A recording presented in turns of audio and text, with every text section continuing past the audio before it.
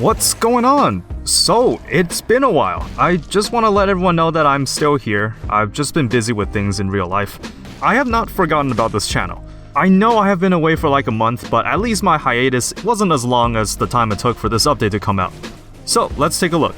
This is the Dead Cells Breaking Barriers 2.9 update, the main focus being accessibility and weapon changes, both of which we'll go through. So to address the elephant in the room, I'm sure people are curious what changes were made to the accessibility settings. First of all, Motion Twin and Evil Empire released a video discussing this exact topic, which I will link in the description, so be sure to watch that too.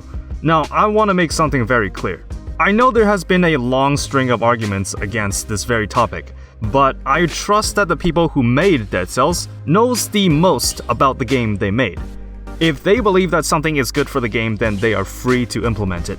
That being said, if you are wondering where I stand on this matter now surrounding accessibility, I did say in the last video regarding this topic that if they were to have a good reason to implement these settings, then I would be completely fine with it. And indeed they did in the community Steam page.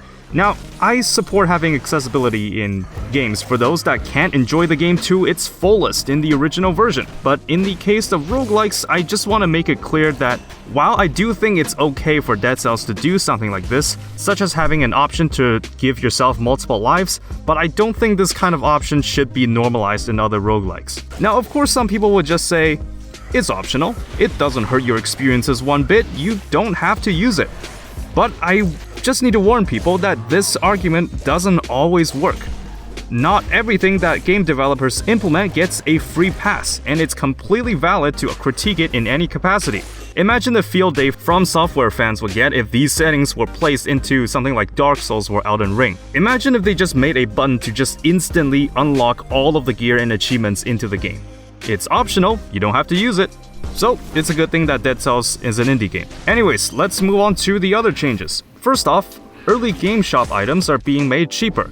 This is actually okay because the price of shop items before this update were pretty equal across your run, so it made relatively little sense that a grade 4 item would cost the same as a grade 12. Now on to the weapon changes. Barnacle. New crit condition on bleeding or poison enemies. I like this. If you can run bonus damage FXs on these, even better. This can be a potential powerhouse. I mean, one advantage that it has is that it literally can't die, so be sure to watch this item move up in my next tier list. Tentacle. I've tried the new version of this and I honestly can't really tell the difference. The problem with Tentacle is that it takes way too long to actually kill enemies with it. I get the concept that you're supposed to knock them away and then dash in to pierce them, but the setup just takes too long, and the amount of mobility just messes you up sometimes, but hey, maybe I just don't have enough experience with this weapon. Next up is Magnetic Grenade. This got a full rework where once thrown, it will pull everything towards it and then blow up and deal electric damage. This is a change where I'm definitely feeling neutral on because the old version could apply the electric status right away, but now you have to wait for it on a delayed timing. And second, since enemies can just teleport on 4 BC and up, and the fact that the new version does no damage at all until it explodes, some will just escape and teleport to you, so it may actually be less useful on 4 BC and above. Biters also got a rework. Now it's more resistant to attacks that don't target them. This is fine, but the main problem with biters is that it can mess with your timings. Sometimes when the enemy is focused on the biters, they can immediately turn around and catch you off guard, and you could take some unnecessary damage. I don't think this quite makes it that viable, but it is an improvement at the very least. Corrupted Power now does a percentage-based damage bonus instead of just a flat bonus. So this is still inferior to the Hokuto's bow if you just want damage bonuses, since the Corrupted Power does not work with DOT effects, and Hokuto's bow does not make you take extra damage, but this is still a pretty good change nonetheless. Wings of the Crow. I honestly couldn't tell the differences, but since I'm not a frequent user of this skill, I'll just leave the rating of this skill to other people. The Decoy. After 3 seconds, you can now detonate it manually. If Ice Armor had this mechanic, why can't the Decoy, right? Now I wonder which genius thought of this idea. Just kidding though, I'm sure a lot of other people thought of this too.